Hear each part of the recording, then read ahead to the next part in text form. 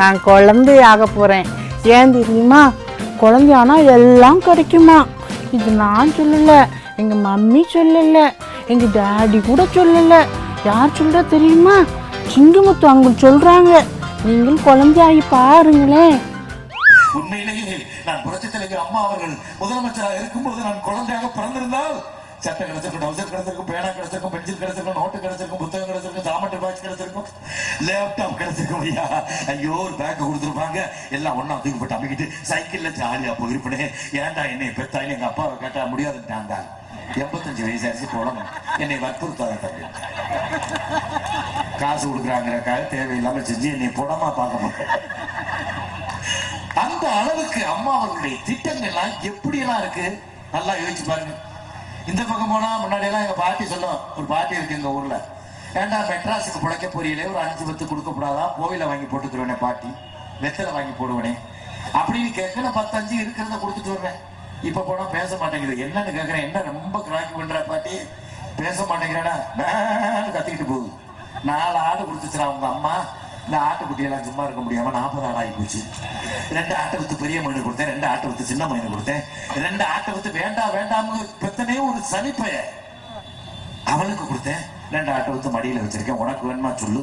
10 வட்டி 10 வட்டி ஆயா, என்ன செழிப்பா இருக்கு.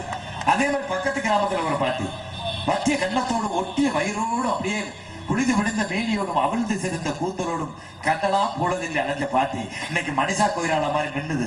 ஏன் மா பசுமாடு 10 லிட்டர் கொடுக்குறா, 5 லிட்டர் நாய் அடைக்கி வித்துக்கிட்டு 5 லிட்டர் பாலாக்கி தயிராக்கி மோராக்கி நெய்யாக்கி நானே சாப்பிட்றேன். இப்ப அழகா இருக்கடா பாட்டி, நல்லா இருக்கடா, கல்யாணம் கூட பண்ணி கொடுக்கலாம். அப்படி இருக்கு எங்க பாட்டி.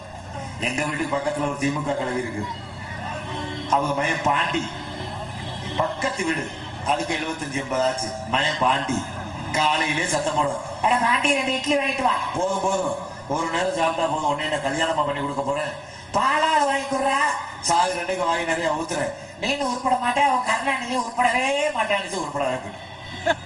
இப்ப போற அதே ஆத்தால மடியில தூக்கி வச்சுட்டு அதான் 2 இட்லி சாப்பிட மாட்டேன், பாலாவது குடித்தா மாட்டேன். ஏத்தா மயன் செல்லமா வாங்கி கொடுக்குறா, சாப்பிட்டா போட அக்கறைக்கு போயிட உனக்கு தெரியாது. ஆத்தா மேல பாசமா அதெல்லாம் வாங்கி தரேன். உங்க அம்மா கொடுக்குற 1000 ரூபாய் ஆட்டை போட பாக்குறா.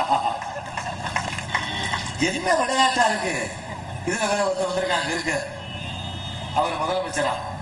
மக்கள் நான் சொல்றேன் அப்படி பார்க்க போகும்போது தமிழ்நாட்டை பொறுத்த வரைக்கும் இப்ப ஜப்பான்ல கூட எடுத்துக்கிட்டே இப்ப ரோடு இந்த லைட்டை பாருங்க, இந்த லைட்ல இருந்து அந்த லைட், லைட்டுங்கிறது அந்த லைட் இந்த லைட். ஏன்னா நாட்டுல வந்து ப்ராப்ளம் ஏதாவது புரியுதாயா? மக்களே 2G ஸ்பெக்ட்ரம்ங்கிறது அப்ப முல்லைப்பெரியார், அந்த முல்லைப்பெரியார் இப்ப இந்த காவிரி. அதே நேரத்தில் இப்ப சைனா நினைச்சுக்கிட்டீங்கன்னா அங்க ஒரு ரோடு ஒன்று போகும், இந்த லைட் அந்த கொடி பார்ப்பாரு உட்காரு பேசிக்கிட்டு இருக்கும்போது பிச்சு கொடு. ஒரு மனுஷன் பேசும்போது விவரமா கேட்கணும், எதுக்காக பேசிக்கிட்டு இருக்க மக்கள் நலனுக்கு. அந்த ஏன்னா எதை சொல்றா, என் மனைவியே சொல்லிட்டாங்க, மக்களை பத்தி எனக்கு கவலை. என் மனைவி சொல்லிட்டாங்க, முதலமைச்சராக இருக்கு, எல்லாத்துக்கும் எனக்கு இருக்கு, அப்புறம் உங்களை நான் கேட்கணும். நேற்று கூட சொன்னாங்க, இப்ப லண்டன்ல நான் போயிட்டு வந்திருக்கும் போது ஒருத்தர் கேட்டாரு, அந்த லண்டனுக்கு இந்த லண்டனுக்கு. இப்ப ஜப்பான் பாத்தீங்கன்னா இப்ப ரோடு போகும்போதே ட்ரெயின், அந்த ட்ரெயின்லாம் வந்து இப்ப இங்க எல்லாம் வரும். என்ன சொல்றாங்க, எனக்கு வேற கிறுக்கு முடிச்சிச்சு எங்க பேச்ச கேட்டாரு. புரியுற மாதிரி பேசி தொடங்கிறா கர்மத்தை. அப்ப ஒரு ஓட்டாவது விழுகும், பொண்டாட்டி ஓட்டாது. இதுல வேற சொல்லுது, என் கணவர் ஒருத்தர் தான் ஆண்மகன். நம்ம போய் பார்த்தோமா? ஏயா விஜய் அந்த ஆம்பளையா பொம்பளையா பாக்குறதா எனக்கு வேலை. நல்ல கதையா அவள இருக்கு. அந்த அம்மா சொல்லுது, முத நாள் தான் பேச்சு காஞ்சிபுரத்துல, முத நாள் நாங்கள் புரட்சி தலைவி அந்த அம்மாவுடைய பேரை சொல்லி நான் எலெக்ஷன்ல தோற்று விட்டு அற்புதப்படுத்துவேன், தமிழ்நாட்டை விட்டு விரட்ட வேண்டிச்சு. காலையில 10 MLA ராஜினாமா பண்ணிட்டு அதிமுக சேர்ந்து எதிர்கட்சி தலைவர் போஸ்ட் போய் காரை பிடிக்கிட்டு ஓடி போயிட்டாங்க.